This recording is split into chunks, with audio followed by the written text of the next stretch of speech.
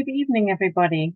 Louise here, Coffee Table Consciousness, and this evening, what I'm going to talk to you about is choices, making choices about your life, making choices about what you want. So what is it that we all want? What is it that we desire? Peace, happiness, abundance, love, health, you know, a good job, something that you can do that you love doing. And, what would bring that to us? Mostly in our lives, we focus on, in our society, we are taught in schools, we are programmed in schools actually to tick boxes, to fit into a school, into a square peg fitting in a square hole.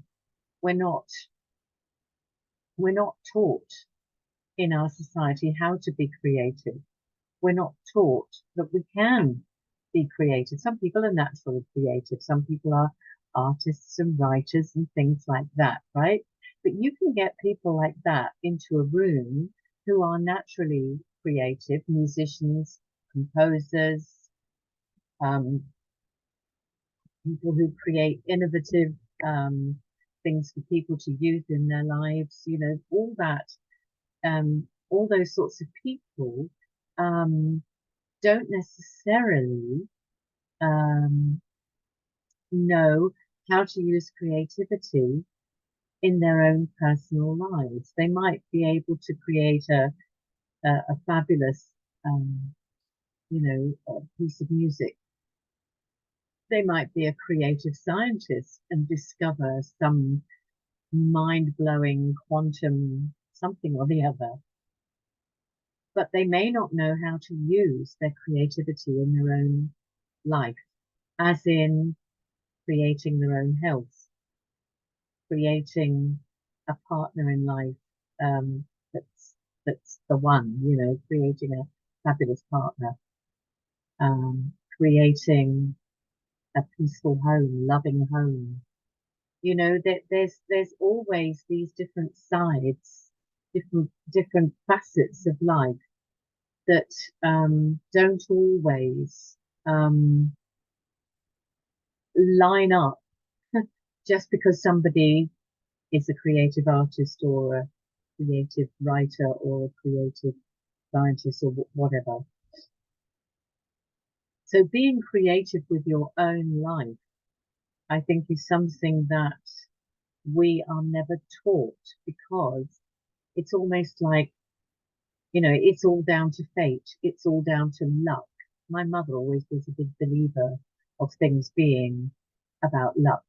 You're lucky or you're not lucky. If you're not lucky, shit happens. If you are lucky, then you get all the nice stuff. And, and one of her biggest things was, it's not fair. Because when she was young, she lived in quite extreme poverty. And for her, it didn't feel fair. It's not fair. And when I was growing up, if something not, something unfortunate happened, it was always, it's not fair. It was never anything to do with, well, actually, if I've got this thing happening in my life, if I've attracted it to myself and I've created it, which is actually the truth of it. So we tend to look at life through through the glass, through the camera, through the lens. That's what I'm looking for. We tend to look at life through the lens of our rational mind. We work it out, and the rational mind is all connected with our identity or our ego. So we believe we've been taught by society and by our upbringing in this Western society, especially, to use our rational minds. Our rational minds are, you know, um, are supreme. The rational mind is what we have to use. We have to look at things. We have to assess them. We have to, go into research things. We have to, we have to line up all the dots. We have to be able to use our rational minds to decide what we're going to do or what we're not going to do. And that, in a way, is like discounting our intuition. Creating the life you love is all about being able to use your intuition and your imagination. And those are the two things in most schools that are not taught to children. Children are not taught. We were not taught when we were little that we could use our intuition. We were not taught that we could use our imagination. So what that does to people is it leaves them feeling like they're a victim of fate. They're a victim of circumstances. Most people in life feel like they are a victim of circumstances, of just the shit that happens, And that renders people feeling powerless because it's not up to my own inner strength, my own inner power to create the life I love. It's, the economy, it's the government, it's the unfairness of whatever, it's the weather, whatever it is, we blame our circumstances. It's common for everyone to blame their circumstances on outside events that come in at them that they have to deal with, right? And the truth is that when we can actually come to the conclusion that we are a powerful being, we can come to that conclusion that we are a powerful being once we take responsibility for what we're creating in our own lives, because we are beings of vibration and frequency. And we live in a quantum reality, right? So we're like broadcasting machines. We're always broadcasting vibration and frequency, constantly broadcasting. And in the quantum world, I believe, I mean, I'm not a scientist at all, so, but this is what I understand to be the truth, is that whatever vibration you are putting out into the universe, you will attract that same vibration back to you, because like attracts like. That's just the way it is. So by actually creating choices in your own life, by actually creating choices about what you would love to have in your life, consciously creating choices, what that does is it allows you to take your power back. It gives you your power.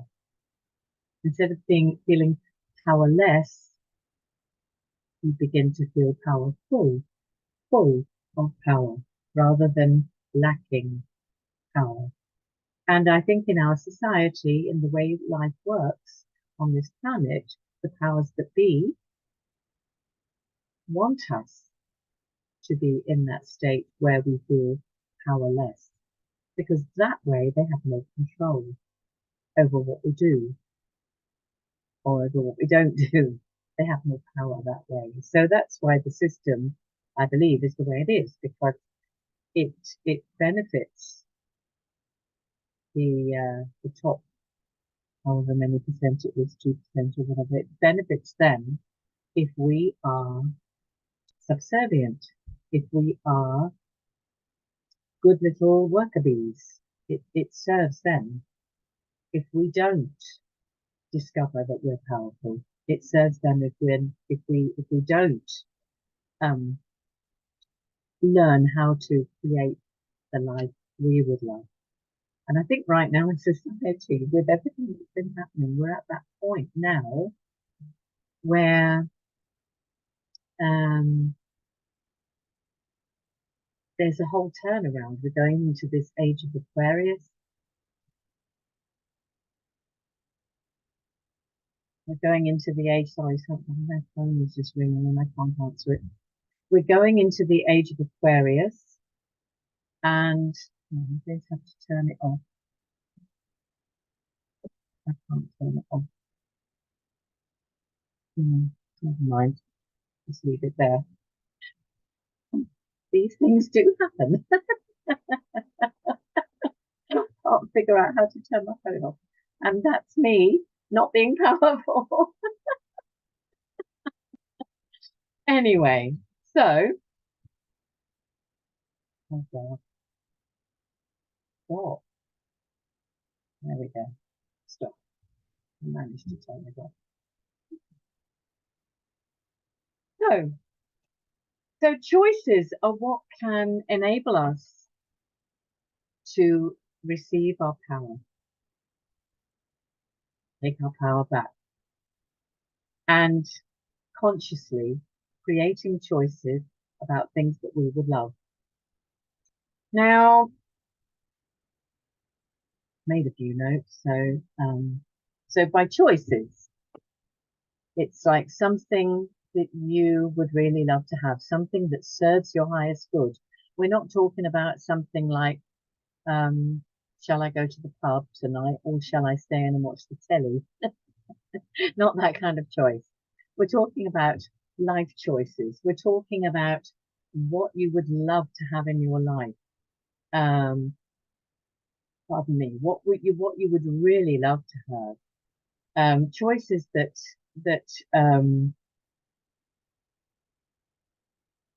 that are heartfelt desires, things that you feel in your heart that you would love to have, but maybe go, it's common for people to have something in their heart that they would love to do, but go, yeah, but I can't really do that. I don't have the right qualifications. I don't have the right this. I don't have the right that. I'm not intelligent enough, you know. And you get people who look like they've got fantastic careers, fantastic lives. They might be, doctors and they became a doctor because their father was a doctor and their grandfather was a doctor. And they too followed in that path because that was what was expected of them. But they might have actually dreamt of being a musician. That might have been what was in their heart, but their family might have said to them, well, no, musicians, it's very difficult to make a living as a musician, so you can't be a musician. You've got to have a proper job. And there are people who are in jobs like that who are utterly miserable, who are utterly depressed, and who actually end up killing themselves or something, or drinking themselves to death, or having to go on medication because they're so unhappy. It's not necessarily the case that everybody who has a successful job or profession, it's not necessarily the case that they have wonderful lives. A lot of people with a lot of money are miserable. And yet those of us who are at the lower end of the scale financially, of which I am one, you look at people like that and you think, oh, they've got it all. They're so lucky. They've got the boat. They've got the big house. They've got the this. They've got the that. So, and if we had that, we'd be going, yay, maybe. I mean, things like that don't actually interest me that much, but, people might think that's, when you've got that, when you've got those things, you've made it. But a lot of people in that position are terribly sad, terribly lonely. Maria Callas was a person like that, and she had everything. She had the most fabulous voice, fabulous career. She was a fabulous artist. I talk about opera singer maybe because I used to be an opera singer. So to me, she's a sort of good example of somebody who went to the very top of her career, and then she got involved with a chap called Aristotle Onassis, and he was big time billionaire Greek bloke, and they were together, and then he dumped her to marry John F. Kennedy's wife. What's her name? Jacqueline. Jacqueline Kennedy. Is it Jackie Kennedy? Yeah, well, Jackie Kennedy. Anyway, he married her. He dumped Maria Callas for this for Kennedy's widow, basically. And I think that was a strategic move on his behalf. So she grew old and sad and bitter and alone, and I think in the end died of either heart disease or she maybe took something. I don't know. But I know she died a sad death on her own.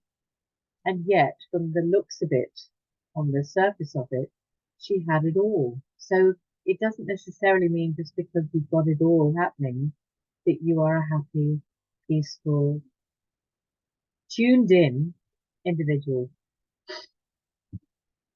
So we're going to talk a little bit more about making choices.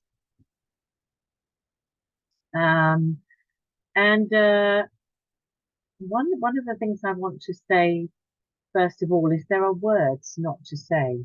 Now, words are very powerful. Words hold power. Words hold spells. That's why when you put words together, it's called spelling because because it's a spell. So one word to say when you're making choices, one word not to say. Did I say to say? I mean, one word not to say is I hope. Because when you say I hope, it holds negativity because I hope um, tells me I'm not sure. I hope is like, is it going to come to me? I don't think it is, but I hope it will. One of my teachers, who some of you may know, William Whitecloud, used to say, "Hope is dead, baby. Hope is dead." I always remember him saying that because hope implies that you're not sure that you can have it. So instead of I hope, say I know or I'm sure. Replace it with something else. I'm a big one on saying I hope. And I have to catch myself. It's just, you've got to always be on the ball with this kind of work. You've got to be on the ball and remind yourself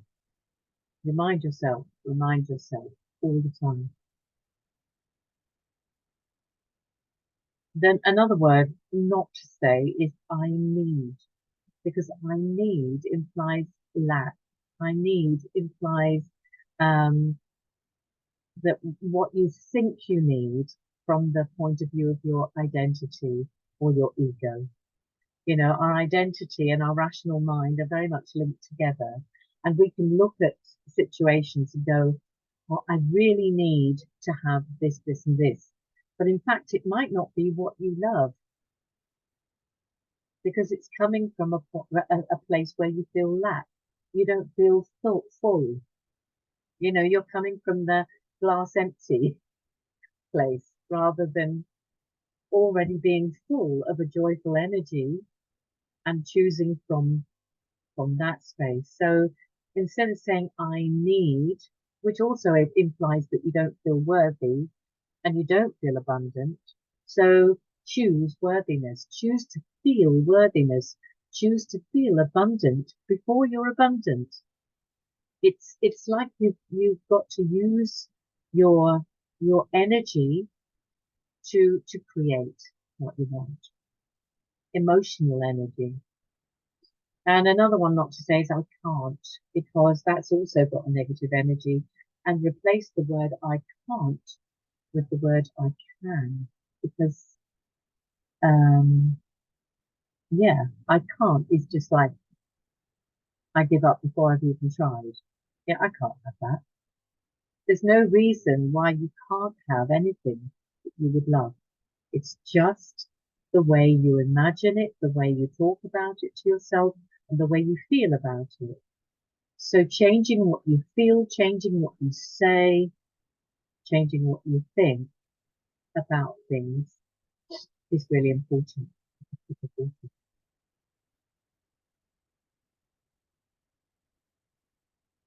Okay.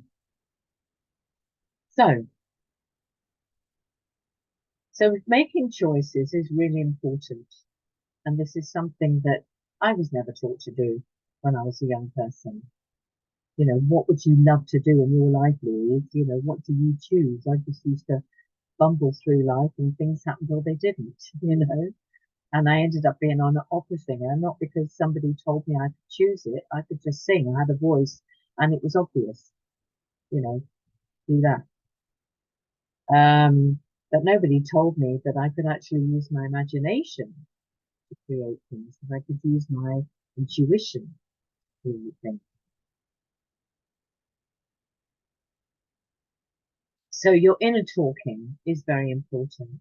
And I have to pull myself up on these things all the time. I mean, you know, I've been into spiritual work since I was 18 years of age when I started reading books on Gurdjieff and Uspensky by Gurdjieff and Uspensky on, you know, metaphysical things and things about human beings and how we operate in spirituality. And I went on and trained to become a yoga meditation teacher when I was 20-ish. And then I taught yoga meditation for some years before I ended up going back to my singing, which I'd done all through my school life, and I became an opera singer. I went to the National Opera Studio in London. They only took 12 people a year, and I was one of the people chosen whenever it was, 1983, I think, 83, 84. I was at the National Opera Studio and became an opera singer. But all the way through my life, I always looked at spirituality and I studied crystals and I studied healing with the National Federation of Spiritual Healers in the UK. I studied um, with William Whitecloud in Australia and later on in London. I did, you know, I've read multiple books. I've worked with different coaches, all kinds of people. So I've always been on that path. So I've been on the path for something like 50 years now, but it is still something that I need to work on. It's like we can never rest on our laurels and go, oh, well, I've got there now, because it doesn't happen that way. We always, I remember William calling it the Battle of Evermore. And I love that because it's a daily reminding yourself of who you are and what you would love. Because if you don't, it's very easy to slip back into being unconscious. Very easy, too easy. So your inner conversations must match your desires. Um, and, you know, I've spent a lot of time also in my mind asking why me, because I've had a lot of family problems. I've had a lot of things that have happened to me that have been very difficult. Some big financial losses, um, all sorts of things, which I won't go into right now. Um, but I have always asked, why me? You know, whenever bad things happen, we do that, don't we? We think, why me? Why me? Instead of saying, why me, say, why not? Why not? I can deal with this. I've got this. This is something that I've come here to learn about. This is one of my lessons. So why not me? I can deal with it. This is not going to lay me down. This is not going to stop me from going forward.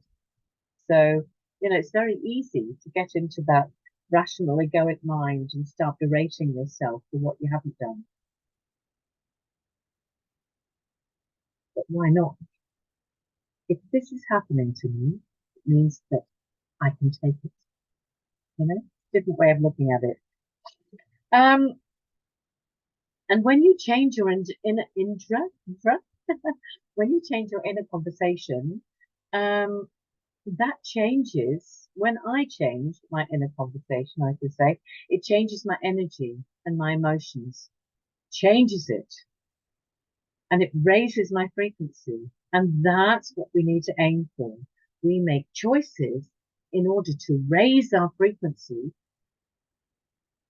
to the level of frequency that we want to attract to us into our life. That's what creates the magic. That's what creates magic in your life. And while I'm talking about magic, I've got my book here called The Idiot's Guide to Magic, which I wrote in about 2014 or somewhere. And you can get it online, and it's got all sorts of stuff in here, and it's also got a chapter about making choices. And I love the cover. I just love the cover of my book. Anyway, so what was I saying? So in choices, making choices, improving things, changing things, attracting things into your life that you would love rather than attracting what you don't want. It's all a question of changing your frequency because we're broadcasting all the time. And whatever we're broadcasting out is what we get back. So, using your imagination and using your intuition is what's involved with making choices. Your intuition is in your heart. It's your heart center. So basically, you need to ask your heart, what do I love? Not your mind. Not your mind. You need to ask your heart, what do I love? And then you use your imagination to imagine what that would look like. So you kind of you fast forward yourself into your future in your imagination to a place where you already have that. And then you look at what's around you. You look at who's there, what it would look like, create a whole scenario in your mind of what you've got. Like if you want to have your own house, then you imagine your house. Imagine you already have your house. Imagine yourself going up to the door with the key, opening the door, walking in, seeing what it looks like inside, whoever's there with you, clinking a glass of champagne. Congratulations on getting your house. And then you feel those emotions. And those uplifted emotions, it's like playtime. It's like when we were kids, when we were children. We could imagine we were a spaceman or a doctor or a ballerina in my case, and you were it. In your imagination, you were it. And it's kind of allowing ourselves to go back to that kind of childlike state of innocence so that we can allow ourselves to imagine that we already have that. What would it feel like? Feel the vibration of it. Feel the joy of it. Feel the frequency of it. And gosh, that's what brings you into your life what you would love. Using your imagination to flesh it out. And then you let it go. And you be happy because you know that it's going to manifest. Um, Neville Goddard, who I also follow, who was a mystic, uh, who was quite prolific back in the 40s, 30s and 40s. I think he died in about 1970, but Neville Goddard has written quite a few books, and if you've never um, come across him, it's well worth looking at. And Neville Goddard says that when you go to sleep at night, go to sleep with that scenario in your mind and let those emotions be the last thing in your mind before you go to sleep. In your body, in your mind, in your body, and whatever, be the last thing that you're thinking about and feeling about before you go to sleep. Because at night, your subconscious mind, which is where we create from, it's like our fertile womb, our fertile garden. The subconscious mind never sleeps. It's always sort of going in the background. Our self-conscious mind goes to sleep, and if the last thing in our self-conscious mind before we go to sleep is worry, concern, sadness, or whatever, then that's what the subconscious mind will latch onto overnight while you're asleep and create more of the same for you. So before you go to sleep, it's really great, if you can, to imagine what the thing that you want,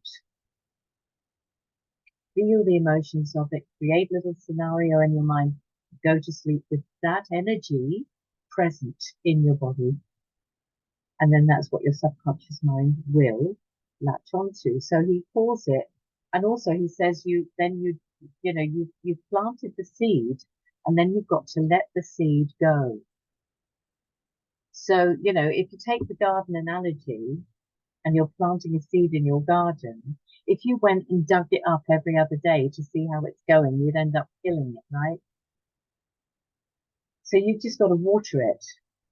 You've got to water it and not water the weeds. So the weeds are you know, your negative thoughts, your problems, things you don't like in your life. You don't water them. You water the seed of what you do want. You water that. And the way you water it is with your energy. So we have to stop giving energy to those things we don't want in our life and give the energy to the things we do want. And don't waste energy on why or how or when, because if you have a schedule that you want it to, if you've got a time limit where you want this thing to appear by, you might be disappointed. It will cause frustration. It will cause disappointment because you're sort of expecting it to arrive by a certain time and it hasn't, and then you feel deflated. And you think, I'm never lose the effort. It doesn't work. It doesn't work. But you have to not keep digging the seed up. You have to stay in the vibration of what you know you would love to happen, a heartfelt desire, and then just keep watering that seed. Keep tending the garden, but don't dig it up, because if you keep digging it up and not checking it out, it will die. I like that analogy. Okay, so yes, what that does, yes, spending time on the why and the how and frustrated and whatever, that blocks your intuition. And once you've chosen your choice, you have to be able to be in an energetic frequency that is going to allow you to receive an intuitive action step. So you don't just run around thinking, what am I going to do in order to create this? No, you've got to just let that go and be open to receiving intuitively what your next step is. And that's what I do with clients. I take them through processes that will enable them, help them to be able to listen to their intuition, and together we can get intuitive action steps to take. But that's, it's not just randomly running around doing whatever comes into your mind rationally, a rational thought. It's about being open to your intuition. So, and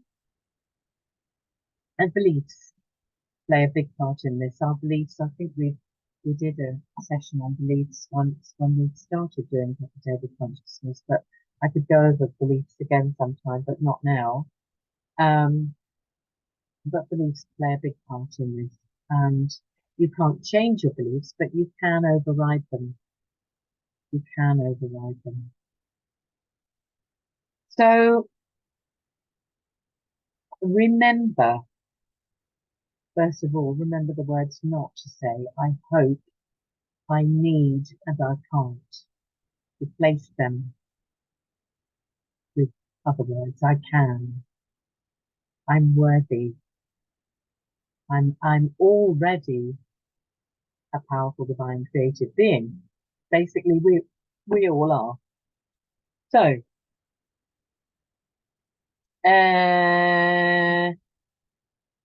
everything you believe, beliefs are very important. We all have negative beliefs about ourselves that we hold within ourselves. They're in my book here. I'm just looking at the time, so I've got to finish soon. But in here is the beliefs which, where have they gone? Where have they gone? Anyway, it doesn't really matter. I was going to maybe read. Oh, here we are. Worth, self-worth is one. I'm unworthy. I'm not good enough. I don't belong. I need to control myself, control things. I can't trust myself or the world or others. Insignificance, feeling insignificant, invisible, not feeling like you have the capacity. There's a right way. There is a way things are in the world, and we have to stick with that. Powerless is a big one. Capability, not allowed to be capable. I'm not capable. And perfection, I need to be perfect. Those are the 12 major beliefs. And we all have variations on those. And I think I probably have almost all of them. And we can't, every belief that you hold, what you believe about your life is what you will create. Whatever you believe, you'll see evidence of that out in the world. Whatever we look for, we can find. That's the same in science. When scientists look for particles, they always find them. And then they go, oh, we've discovered something. But people will find whatever they look for. Whatever they look for, they will find it. And then it will prove to them that their beliefs were correct. So it's like your belief creates a reality which reinforces your belief. So we have to find ways to overcome our beliefs, but that's another session. So creating from your heart is the important thing, because your heart is the seat of your intuition. So when you focus on your heart and you're breathing into your body, your heart and your brain naturally become in sync with each other. They synchronize. You get this heart-brain coherence, which Dr. Joe Dispenza talks about a lot. And I follow him too as well. And I do a lot of his meditations because they've really benefited my life, my health. All the health problems I ever had in my life have gone through doing Dr. Joe Dispenza's meditations. And that's the hand on my heart. That's the truth. So when you've got heart-brain coherence, um, uh, the heart rate, well, it's the heart brain coherence that we need to foster, because when they're not in sync, your heart may feel all the good feelings connected with your heart's desire, but your brain might come in and sabotage things because it's coming from your unconscious beliefs that you carry about yourself. It's Carl Jung that said, until we make the unconscious conscious, it's going to control your life and you're going to call it fate. And we all hold unconscious beliefs, which is why you need people to help you to um, discover what those beliefs are. And a good intuitive coach will be able to help you do that. That's what I do with my clients. So when your brain is in sync with your heart, you will think happy thoughts about your creations. You'll feel confident about the things manifesting that you would love to have. You will feel a lightness of spirit. You'll be in a state of quiet expectation. And yes, there may be times when you have doubts about it. When you doubt it, it's natural. But the good thing is you only need to have 51% of your energy on board. You only need 51%.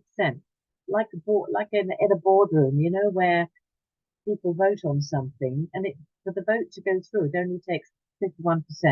It's kind of the same thing with our consciousness.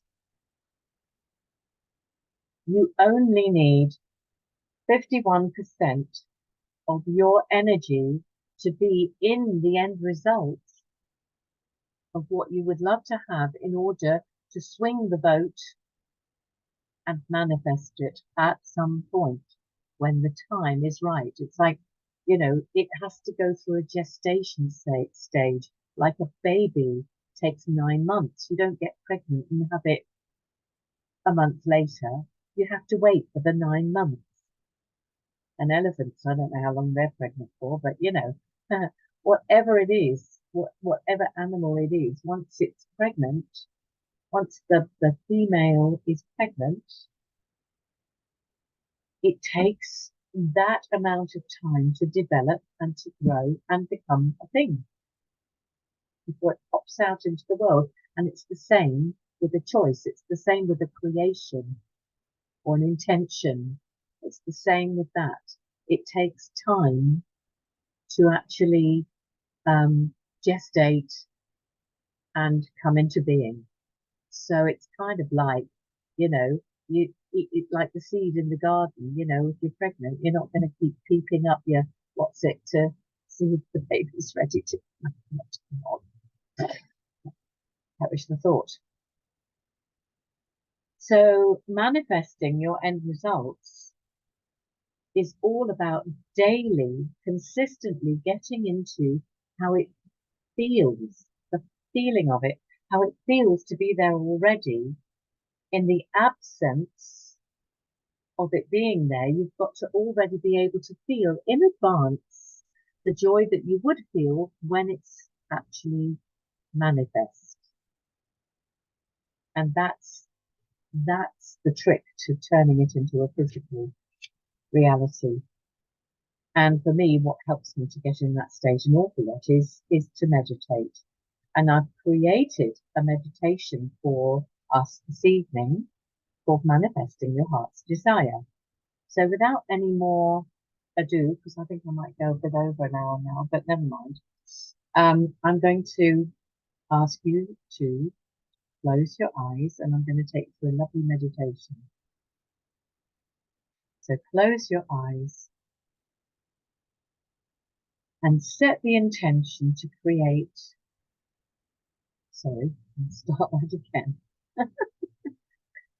Manifesting your heart's desire meditation.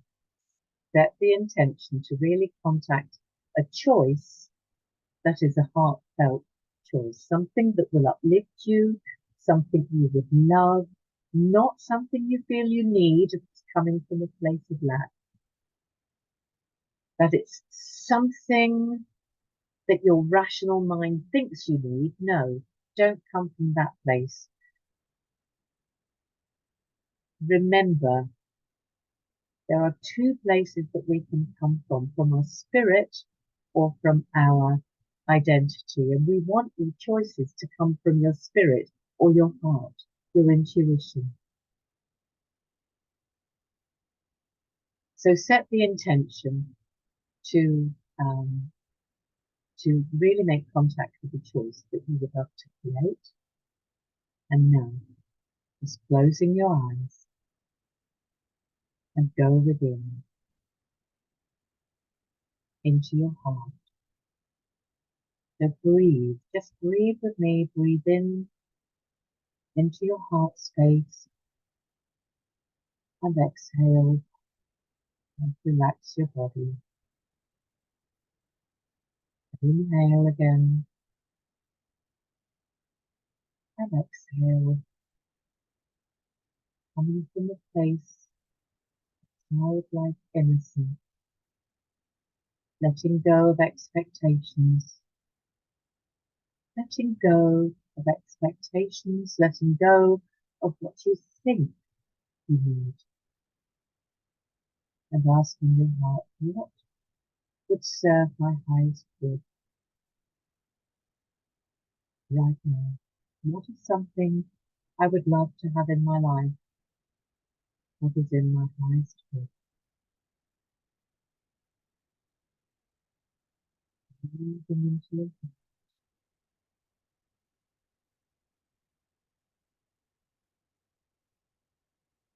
You've got what it is that you would love to have, you would love to create. Keeping your eyes closed, breathing into your heart space, breathing deep into the center of your chest. With every exhalation, feel your body relaxing and relaxing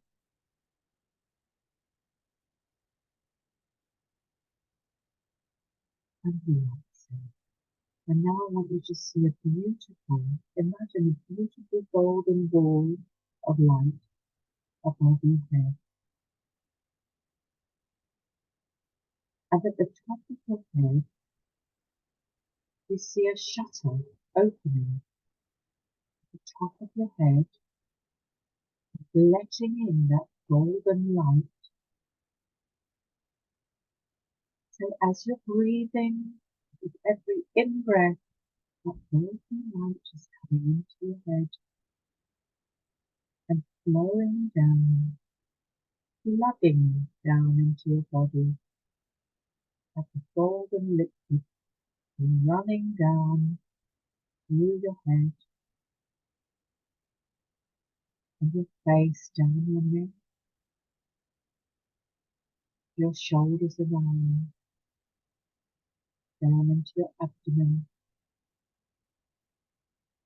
past your hips, down into your legs, all the way down to your feet. When this golden liquid light begins to run out of the bottoms of your feet, creating a circle of gold all around you. So now you imagine that you're standing in a golden pool of light. And within this golden pool of light, you find yourself in the future, in the physical end result of your choice, your heartfelt choice, your end result. Just take a moment to look around you, notice what is there. Notice, if you like, a scenario where you're being congratulated on your achievement, congratulated on your good fortune. Hear the conversation. Feel the joy of the conversation. Feel your achievement. Feel your relief and your gratitude. Feel the celebration within your body, within your cells, every cell of your body. Notice your elevated emotions. Emotions are energy in motion. Feel those energies stirring in your gut and in your chest and in your throat.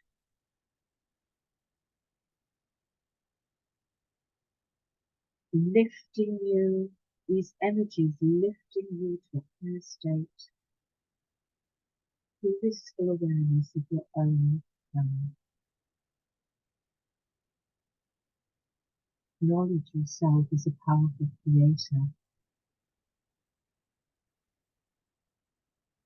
Be confident that if you can create this in your imagination, then it already exists in the quantum field as something that is just waiting for you to receive it.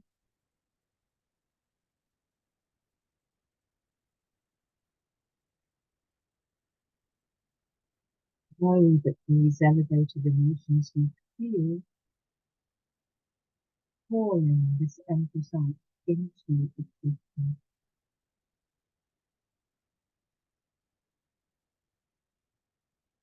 And calling in your future happiness by feeling it now before the event has happened.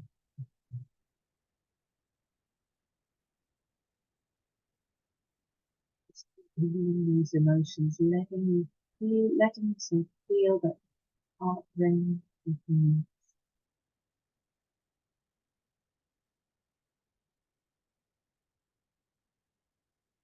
Bask in this golden pool of certainty.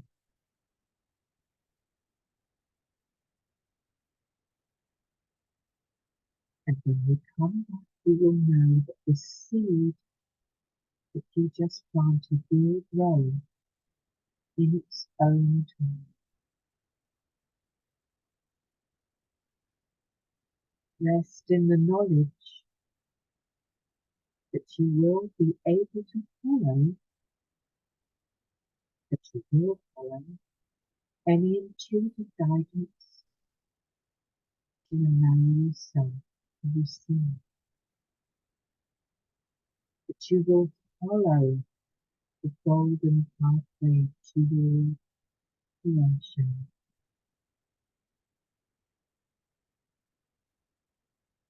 Breathing, seeing that scenario, feeling those emotions in your chest, in your heart, all through your body. All your cells are resonating with the energy, with the frequency, with the vibration of this tone. The top of your head down to the tips of your toes.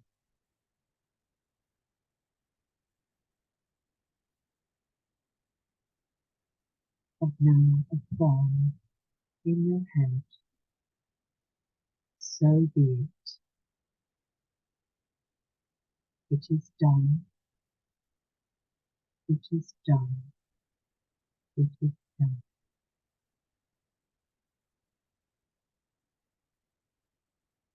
Breathe deeply and give thanks to the universe and feel the love of life in your heart.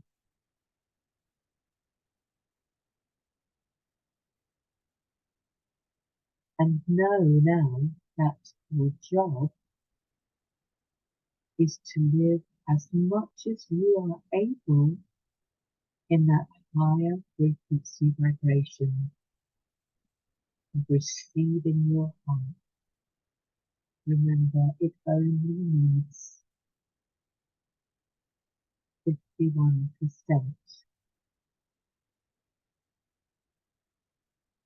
It only needs you to be in that vibration for 51% of the time for your heart's desire to find you. you to listen for any intuitive action steps that you get to take you step by step closer to your empathy.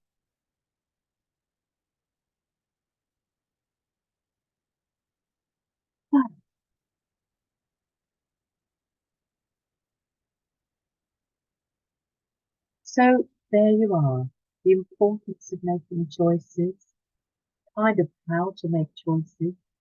If you're interested in learning more about it, please do message me and I'd be happy to tell you what I do, how I help people, what I do for clients, what I do for myself, what I do for myself. And oh, excuse me, I'm hungry. Um, and yeah, if you have any questions, please, you can put them in the group, in the chat, um, and I'll answer any questions anyone has. And thank you very much for watching. Thank you for listening. And I'm looking forward to seeing you again next month. I don't know what the subject will be yet, but many thanks to you and see you next time. Lots of love from me.